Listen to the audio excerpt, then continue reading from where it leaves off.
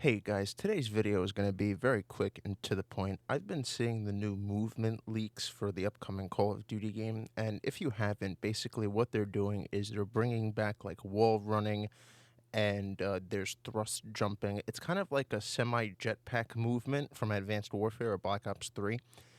And, if you're in favor of this, you might just be saying to me, adapt, right? Just get good. You have to adapt and just get good. Well, I would say you're right if the game actually ran more like Advanced Warfare or Black Ops 3, because there was no strict SBMM back then. And whoever says there was working at Call of Duty now, they're just straight up lying to you.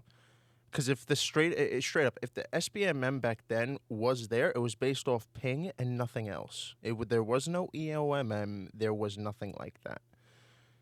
So when we actually break it down, when you combine these two systems, the movement system that is supposed to be there to increase the skill gap, right?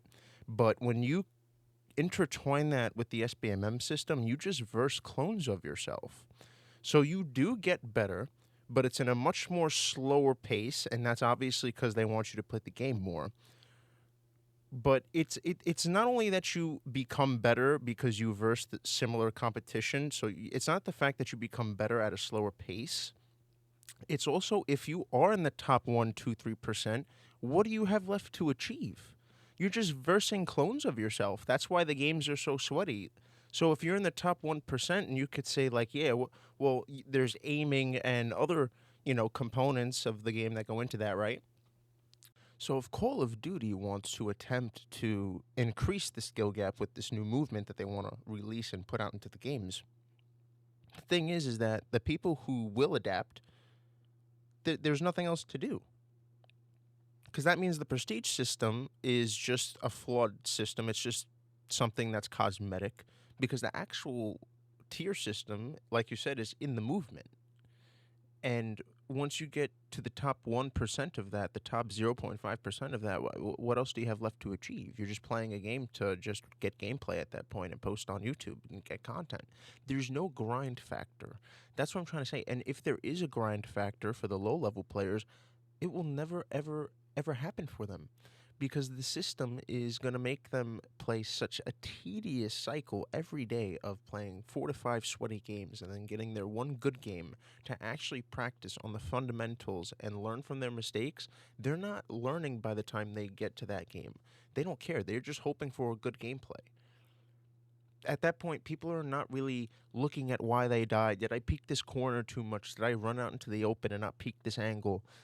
Was this guy just camping on the roof and just being a jerk? I don't know. You name it. There's so many people that should be doing that, but they lose focus when it just becomes like a slot machine. And that's what the algorithm is designed for. You can argue that other people need to get better, but when you have this system in place, SBMM, it's much harder. That's why the skill gap was actually better back then. The Advanced Warfare and Black Ops 3 skill gap was much higher without SBMM than I would say the skill gap today. 100%. And I don't know if that makes sense to anybody, but the skill gap in the jetpack games, that's because you actually had a game that depended on movement, and that's it. Imagine if we had a Call of Duty that just depended on movement. No SBMM factor. Just picture that for a second. Really imagine the top percentage of players. Because you could have a Cronus, you could have a Titan 2. We also we act like a Cronus is the only, game hardware out there that could run scripts. There's Titan 2s. There's so many other things out there that could run scripts. Scripts can't account for really good movement. So I just wanted to give you a little bit of a perspective on how people could still actually use movement and how no SBMM would actually benefit movement players. Just look at it through that perspective. That's it. Short video for today. Enjoy your Memorial Day weekend. I'm going to upload some more gameplay. Peace.